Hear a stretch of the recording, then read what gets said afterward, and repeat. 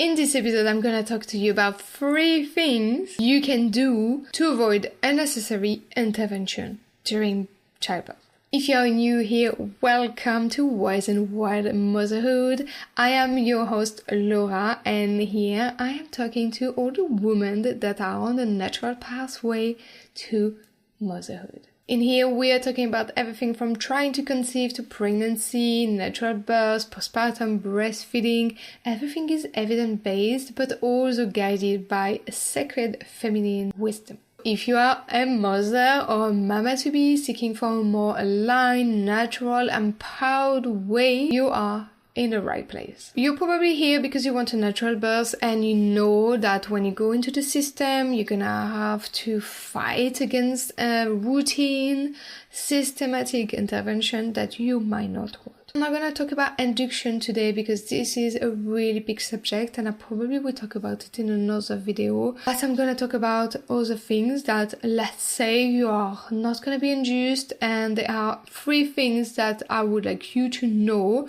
so that you can avoid unnecessary intervention. The first one, obviously, is you need to be informed. If you want a natural birth, if you want an unmedicated birth, if you want to go to the hospital, if you want to have an empowering experience, you need to be informed. Informed meaning you need to be informed on your body. How do your body work? How can you help it to give birth? And what are your limiting beliefs? All of your mindset. This is one thing of being informed. And the second is being informed on your maternity care, whether it's your team or the place you're going to give birth. What are the protocols? What are the alternative when they suggest an intervention? You need to know all of this. Knowledge is power. Knowing your option is key. If you don't know that you have option, you don't have any. It's as simple as that. If they want to give you fake oxytocin, pitocin, syntocin to make your labor progress, and you don't know that you can, 1, say no, and 2, have other alternatives, other options, then you don't have any option. You need to know that you can ask for something else. First of all, you can ask to be given more time. You can ask to be changing position. You can ask to use other tools to increase your oxytocin production. So when you don't know, when you are not informed, when you don't know your option, you simply don't have any. So this would be my first advice, be informed. The second thing I will say, and you might have heard before, but you need to leave your house at the last minute. Because your house is the place where you feel safe, where your labor is going to progress much faster, and where you're going to be able to use tools, and you're going to be with your own self, and you're just going to go with the flow. As soon as you leave your house, you're already stepping out of physiology. Because physiology is when you feel safe in an environment that you know with the people that you know. When you leave your house and you go in your car, sometime the labor is going to slow down. And when you arrive there, if it has not slowed down back then, it will slow down as you arrive because there is bright light, because people are going to talk to you. Maybe they're not even going to believe that you're in labor. So already you have to make your head work when you should not be making your head working. Your head should be on off, and you should just be into your instinct, your animal side of it. So your neocortex should be shut off. And this is also where you need to work on your mindset, your limiting belief, your fears, because when you shut off your neocortex to be giving birth, all of these things, all of this noise that you have from your past, from your trauma, is what comes back out straight away. So that's why you also need to be working on that.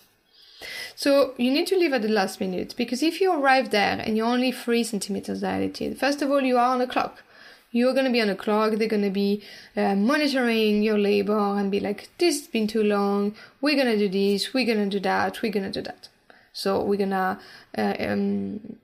give you oxytocin so that your labor progress. We're gonna give you the epidural so that you can relax because it's been a long time.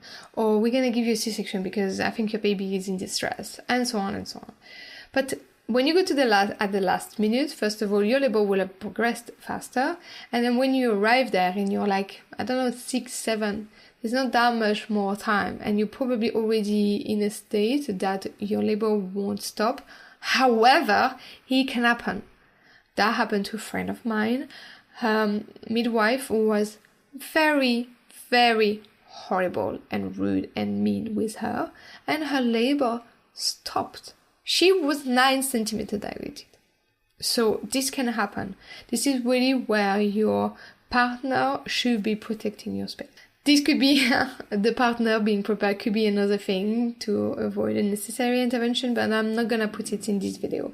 The third thing that I will say is that when you arrive there and there are stuff that you don't want, for example, you don't want a catheter in your arm that is, even if it's closed, but just in case, at least we can put product quite quickly in your arm. If you don't want that, don't accept it. If you don't want a monitoring, like a constant one for half an hour to assess if you are in labor, don't accept it.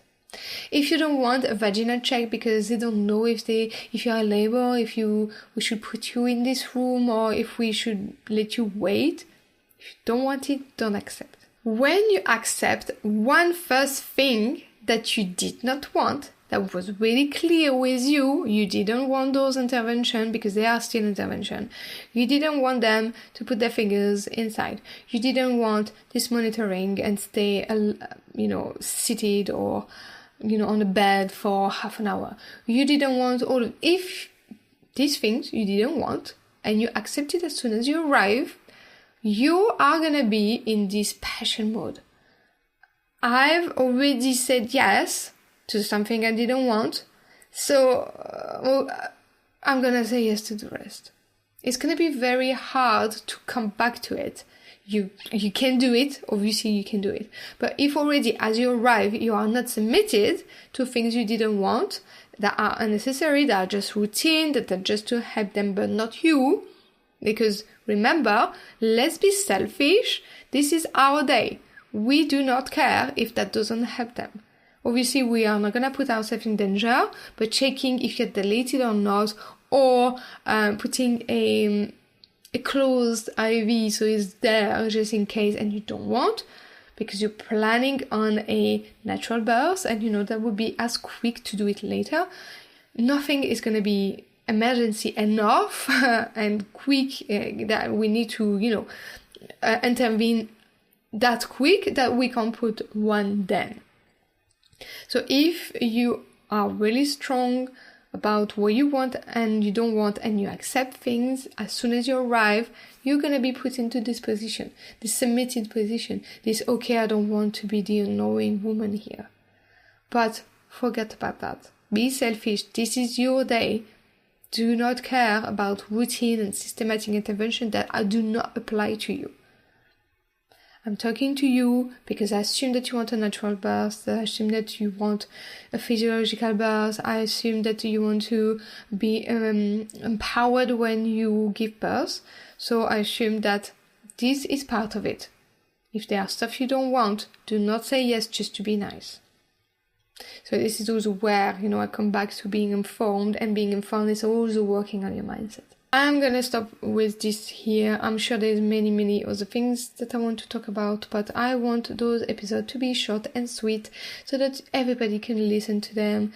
They are not gonna be like, oh my god, it's too long.